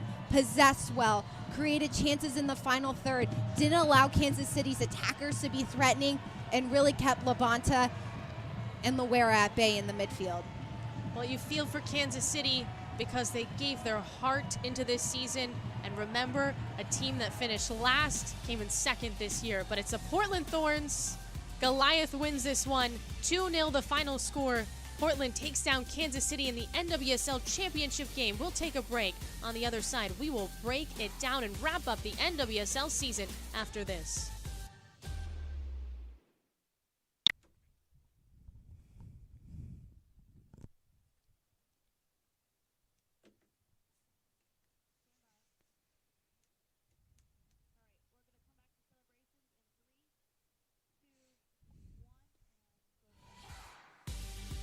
Welcome back to Audi Field, where the celebration is just starting for the Portland Thorns, your 2022 NWSL champions. They take down Kansas City 2-0 in what was a dominant championship game. Let's break it down. Alongside Anna Whitney, I'm Maura Sheridan. A really exciting way to cap off this year in Portland, who's been really consistently good all regular season, is able to finish the job. So let's take a look at the highlights. And Anna, we got going right away with the MVP showing exactly why she earned that title. Portland Thorns had to start off strong after their performance in the semifinal. First half, Smith taking advantage of a Kansas City defensive breakdown. Ball just falls on the pitch, not able to pass that back to Franch. This is where Smith loves to be. 1v1 against a goalkeeper where Franch is so far from goal, can't make a move because Smith has all the time in the world. Portland built off of this. They had opportunity after opportunity. They built up out of their own back half, and Smith had multiple chances inside the box. The Portland Thorns used their depth coming off the bench. Crystal Dunn had chances inside the box. Weaver took the opportunities, and Kansas City just couldn't stop the Thorns. But when on the opposite side of the field, Kansas City just couldn't create anything in the attack. Del Fava got there, but there was no one there to facilitate Hamilton and Kaiser underneath. Labonta lived on the ball a little bit more, but wasn't able to play her style against this Thorns midfield, who really dominated. The own goal from Merrick, who lost track of Smith, the player that Kansas City was the most concerned of. Franch coming off to make a really good save, but Merrick couldn't stop that run, bounces off her right foot, and it's an own goal for the defender. Kansas City just had a lot of defensive breakdowns that the Thorns were able to take advantage of. Weaver getting shots off, Hubley getting to the attacking third, Sinclair was there, and it was the Thorns all night long. It really was. Portland, again, your 2022 NWSL champions. Just an absolute team that deserved to be here. And from the jump, Portland is a team that, again, deserved to be here in the 2022 season. From the season opener to now, they take down Kansas City and they win this one 2-0. 2-0 here at Audi Field. That's going to do it from me, Maura Sheridan, and Anna Whitty, saying so long. Have a great night, everyone.